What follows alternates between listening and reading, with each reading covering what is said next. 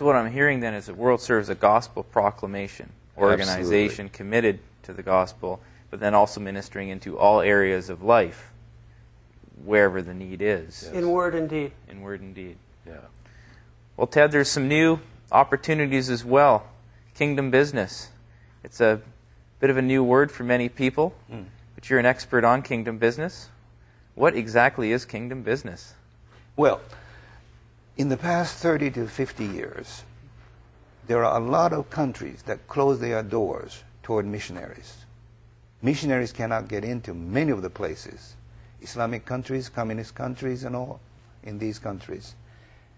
Kingdom business, or business as a mission, refers to the utilization of business as a strategic tool for evangelism and for securing the economic well-being of the people we serve. And people are in need of opportunities to work, opportunities to earn a living so they can provide for their families. Now, World Serve utilizes this opportunity in using business and business people to really help those in need in China and Cuba. Now, Tom, China is one of the largest countries in the world, population-wise, even landmass, and obviously economy. It's in the news every day. This kingdom business sounds like it's a tremendous opportunity in China. It is. It is three things really quickly. One is we have a dear friend that we're partnering with who's a businessman, does furniture leasing around the world. He has gotten a vision for creating ministry centers using senior citizen homes in China. We're now partnering with him to put senior citizen ministry centers across China. There's 10,000 seniors for every bed in China right now as the population becomes aging. It's a great, great social need in the country. And so now Christians are stepping forward providing that need.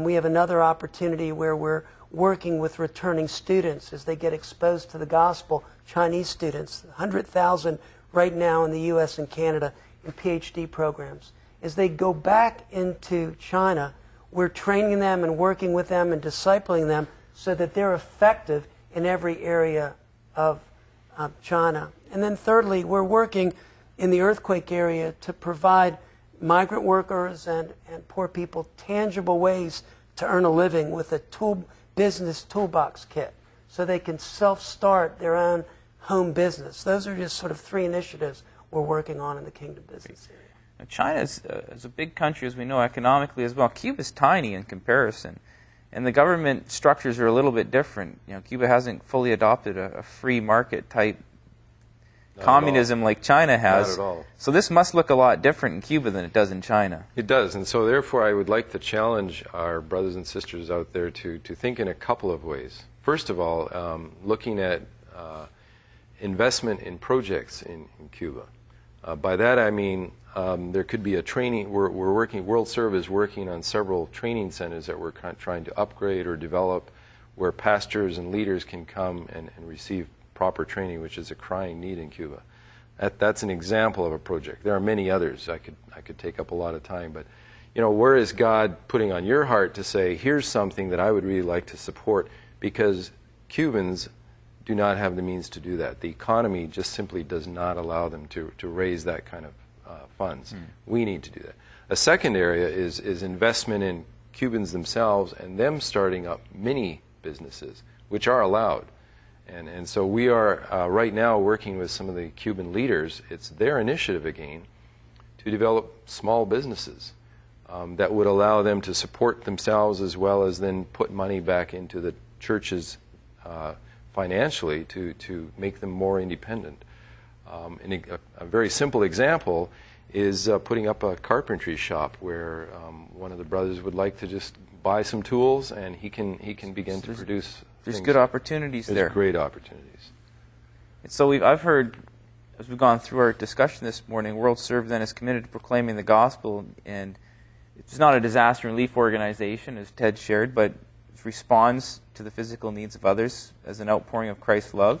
That leads to church planning and evangelism. There's some opportunities through these business ventures. to share Christ's love and actually impact countries as well. It sounds like there's really an ultimate goal is a renewal of the mind and spirit. Tom, I know that's something, it's something that happened to you and how you joined World Serve Ministries. Yeah, I was minding my own business as a pastor, and a Chinese leader through World Serve came and spoke at our church, and I've not been the same since.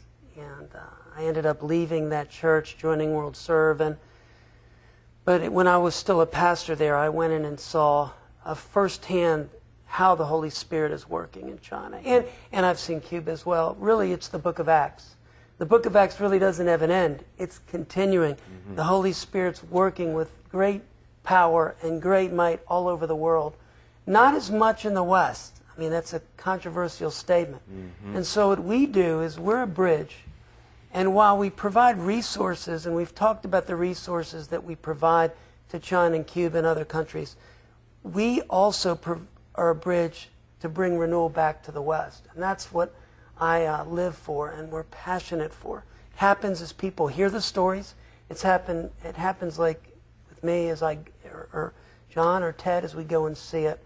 But that renewal is to be exposed to what God's doing, to see the power of God through people that have no physical resources, but every spiritual power available to them deals with our materialistic mindset. That's probably what I look forward to most every time I go into Cuba. I believe that God is again going to teach me something. So yes. I go in as a beggar going to lead other beggars where to find bread. And I know that God is going to renew me in ways that I don't even think about. And every group that I have gone in with, none of them has come back unchanged by what they see there. So we go in, it's very much a two-way street. In fact, I would say it's flowing stronger our way in terms of what I learn from our Cuban brothers and sisters and their faith in Jesus Christ and how they live that out. You don't call yourself a Christian in Cuba casually. If you say you're a Christian, you are living it out, because if not, you're going to pay for it. It's not like here.